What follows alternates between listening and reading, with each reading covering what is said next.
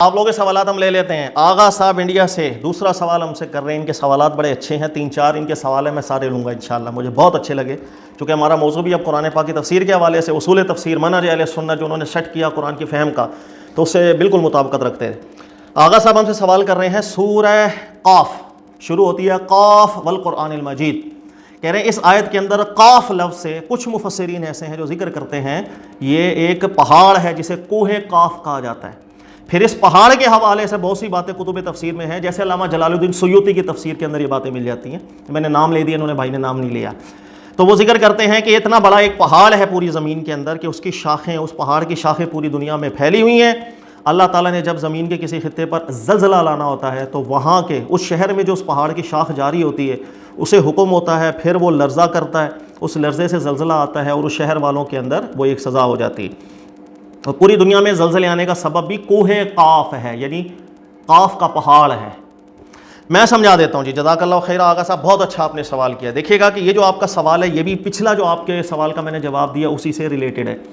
مسئلہ بدقسمتی کے ساتھ یہ ہوتا ہے، اللہ تعالیٰ نے قرآن پاک نازل کیا، قرآن میں واقعات ذکر کر دیے، انبیاء کرام علیہ السلام کے حوالے سے بھی، ہر چیز کے حوالے سے، یہ حجت ہے ہمارے لیے۔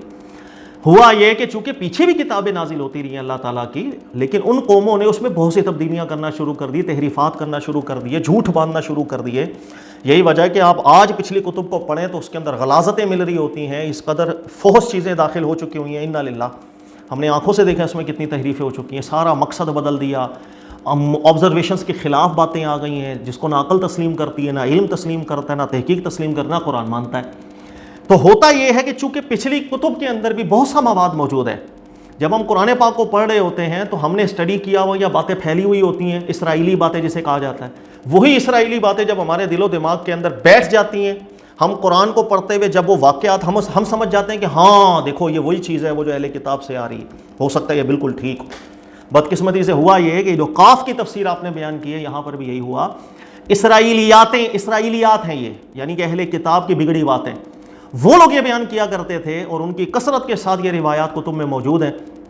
کہ ایک کوہ قاف ایک پہاڑ ہے زمین میں بہت بڑا، جو سب سے بڑا، اونچائی میں بھی سب سے زیادہ ہے، اس کی شاخیں پوری دنیا میں پھیلی ہوئی ہیں، انہی شاخوں کی وجہ سے اس دنیا میں زلزلہ آتا ہے، جس شہر کے اندر زلزلہ آنا اللہ حکم دیتا ہے وہاں کی وہ جڑ کو ہلاتا ہے، جس سے زمین میں تھر تھری پر پیدا ہونے لگ جاتی ہے، اور یہ سب چیزیں ہوتی ہیں۔ بدقسمتی سے کہ اسی واقعے کو جو اسرائیلی تھا، ہمارے کچھ مفسرین ہیں ان کا دھیان نہیں گیا، توجہ نہیں گئی، اس کو ٹھیک سمجھ لیا، تفسیروں میں لکھ کے چلے گئے،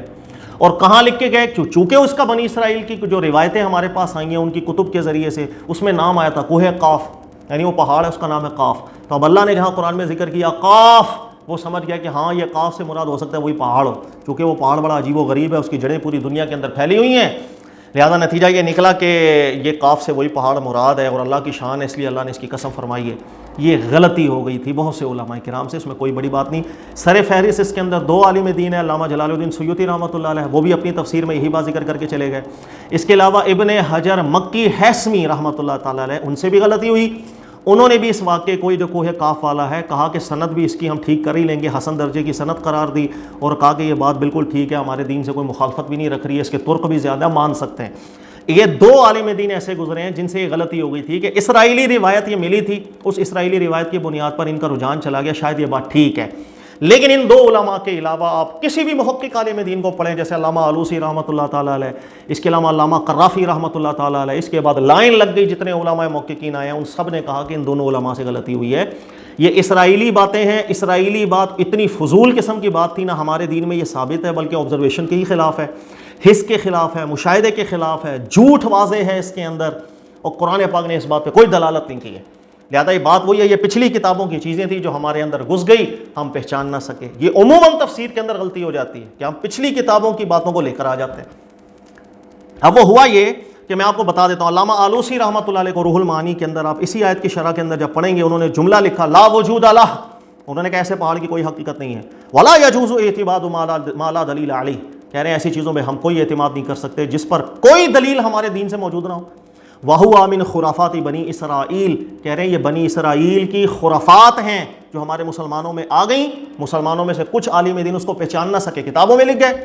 الذین یقع فی کلامہم الکذب، کہہ رہے ہیں جھوٹ بھرا ہوتا ہے بنی اسرائیل کی کتب کے اندر، انہوں نے نہ نبیوں کو چھوڑا نہ رب کو چھوڑا، ہر چیز میں جھوٹ کی ملاوٹ کر دی، والتغییر بدل کے رکھ دیا، والتبدیل بدل کے رکھ دیا۔ ہم اللہ کی حمد کرتے ہیں کہ اس امت کے اندر اللہ تعالیٰ نے فی علماء الامہ من رد ہذہ الباطل، بہت سے علماء ایسے پیدا کیے جنہوں نے ان اسرائیلی باتوں کو رد کر دیا۔ یہ پچھلی کتابوں کی باتیں تھیں، ہم نے رد کر دیا، ہمارے دین میں اس کی کوئی دلیل نہیں۔ اس کے بعد پھر یہ علامہ قرافی رحمۃ اللہ تعالیٰ علیہ کا جملہ ہے جو علامہ آلوسی نے نقل کیا۔ اچھا، اس کے بعد خود پھر علامہ آلوسی ذکر کرتے ہیں والذی اذهب الیہ ما ذهب الیہ القرافی، قرافی نے جو بات کی، محدث قرافی نے جو بات کی، بہت اچھی بات کی، میرا بھی رجحان اسی طرف ہے، انہ لا وجود لا، ایسا کوئی پہاڑ نہیں ہے، یہ بکواس ہے، اسرائیلی باتیں تھیں۔ آگے کہہ رہے ہیں کہ لہذا الجبل بشہادت الحس، ہماری آبزرویشن نے اس کو جھوٹا قرار دے دیا، باقی کیا رہ گیا؟ پوری دنیا گھوم کے آ جاؤ، کون سا ایسا پہاڑ آپ کو ملتا ہے جس کی جڑیں پوری دنیا میں، اس کے لیے سائنٹیفک فینومیناز کے خلاف بات ہے۔ اگر بات رب کی ہو، اس کے رسول صلی اللہ علیہ وسلم کی ہو تو سچی ہوتی ہے، وہ جھوٹی نہیں ہوتی۔ اس لیے آگے کہہ رہے ہیں فقد قطعوا هذه الارض برها وبحرها، پوری زمین جا کر گھوم لو، خشکیاں، سمندر، فلم یشاہدوا ذلک، کہہ رہے ہیں کہ ایسی کوئی چیز نہیں ملتی کوہ قاف نما کہ اس کا پہاڑ اتنا، کیونکہ ایک روایت میں کہ اتنا بڑا پہاڑ ہے کہ آسمان تک ٹچ ہوتا ہے۔ کہہ رہے ہیں وقت، اب جملہ سننا بڑا پیارا ہے، وطعن فی صحت الاخبار، کہہ رہے ہیں صحیح سند کی بھی اسرائیلی بات آپ کو مل جائے اس کو رد کرنا بہتر ہے من تکذیب الحس، ہم آبزرویشن کو جھوٹا قرار دے دیں، یعنی ایک چیز آبزرویشن میں نہیں آ رہی ہے، حس ہی اس کو جھوٹا قرار دے رہی ہے، صرف سند صحیح سے بنی اسرائیل کی بات مل جائے گی تو ہم کیا چاہتے ہیں ایسی باتوں کو؟ بالکل خلاف ہے، نہ قرآن کی تائید ہے، نہ آبزرویشن کی، نہ حقیقت کی، سب کے خلاف۔ یہ بہت پیاری بات یہ ذکر کر کے گئے ہیں۔ اسی طرح آپ حرم کے عالم دین کو مطالعہ کریں گے، انہوں نے بھی اس چیز کا رد کیا ہے۔ محمد بن صالح المنجد صاحب کو پڑھیں گے، انہوں نے بھی اس چیز کا رد کیا ہے۔ بہت کثرت کے ساتھ علماء گزرے ہیں جنہوں نے اس بات کو رد کر دیا، لیکن بدقسمتی سے کہ کچھ علماء تھے کہ جو ان باتوں کو ٹھیک سمجھ گئے، ابن حجر ہیثمی رحمۃ اللہ علیہ، اس کے علاوہ علامہ جلال الدین سیوطی اپنی تفسیر میں ذکر گئے، لیکن ان سے غلطی ہو گئی تھی، انسان ہے اس سے غلطی ہو جاتی، غلطیوں کو جب انسان متنبع ہو جائے اس کو چھوڑ دے، اور غلطی کا مل جانا اس بات پہ دلیل نہیں ہوتی کہ آپ کسی عالم کو ذلیل کرنے لگ جاؤ۔ ابن حجر ہیثمی کی بہت اعلیٰ تحقیقات موجود ہیں، ان کا فتاوی جس نے پڑھا ہے وہ جانتا ہے کہ بہت جگہوں پر بہت اعلیٰ تحقیقات انہوں نے کی ہے قرآن کے استدلالات پر مبنی، لیکن غلطی ہو جاتی ہے، انسان ہے، انسان کو انسان سمجھے۔ تو یہ میں نے وضاحت کر دی۔ آغا صاحب، امید ہے اللہ کی ذات سے کہ مسئلہ بھی کلیئر ہو گیا ہوگا، کوئی پریشانی نہیں ہوگی۔ جزاک اللہ خیرہ۔